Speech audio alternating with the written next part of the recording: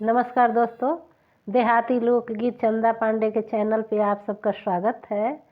मैं चंदा पांडे आप सबको सोहर गीत सुना रही हूँ। कैसा लगे कमेंट में बताइए। गीत अच्छा लगे तो प्लीज़ शेयर कीजिए, मेरा सपोर्ट कीजिए।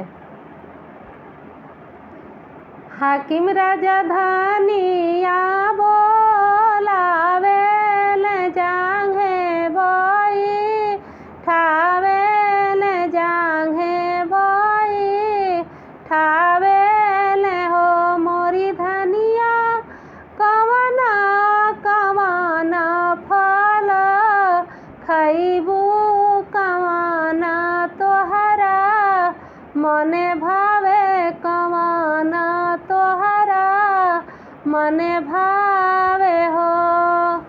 5 ही फल हमारी बाबा के 10 फल ससुर जी के 10 फल ससुर जी के हो मोरे राजा मोरा नवरंगिया के साधन रंगिया हम चाहिले नौरंगिया हम चाहिले हो।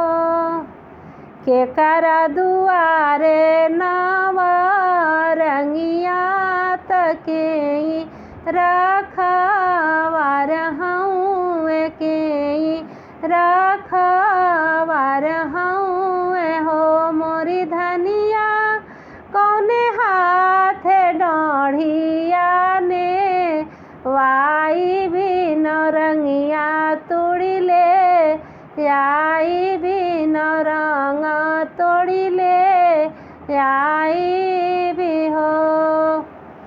बाबा की दुआरे नव रंगिया तो भैया रख वार हूँ भैया रख वार हूँ हो।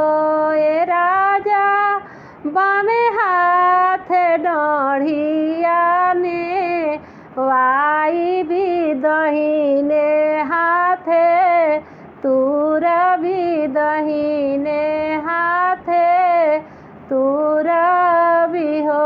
ए राजा बामे हाथ डाढ़िया ने वाई भी दहीने हाथे तूर भी दहीने हाथे तूर भी हो। एक नौरंग तूरले दूसरे नौरंग अवरुति सरे नौरंग हो। आरे आई गईल नवरंग रखवारवा नौरंग दाढ़ी बान्हे नौरंग दाढ़ी बान्हे ले हो। आरे आई गईल नवरंग रखवारवा नौरंग दाढ़ी बान्हे ले नौरंगिया दाढ़ी बान्हे ले हो। चिट्ठिया तो लिखेली कवनी दीदी बाचे ले कवन भैया बाचे ले कवन भैया हो। ए भैया धीरे बान्ह बनिया बह नोइया तो बड़ी सुकू वार हूँ बड़ी सुकू वार हूँ हो। ए भैया धीरे बान्ह बनिया बह नोइया तो बड़ी सुकू वार हूँ बड़ी सुकू वार हूँ हो।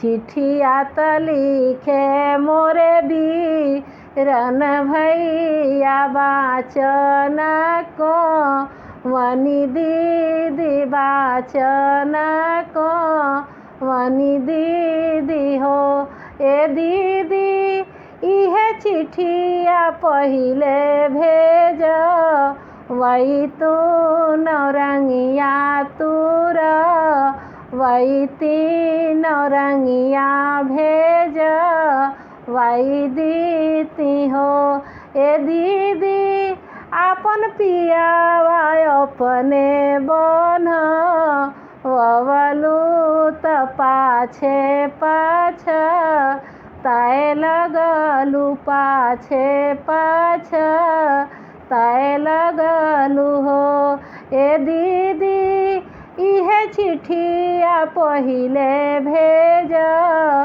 वही तू नौरंगिया तूर वही तीन नौरंगिया भेज वही दीती हो मोरी दीदी आपन पियावा अपने बन ववलू त पाछे पाछ ताए लगलू पाछे पाछ ताए लगलू हो।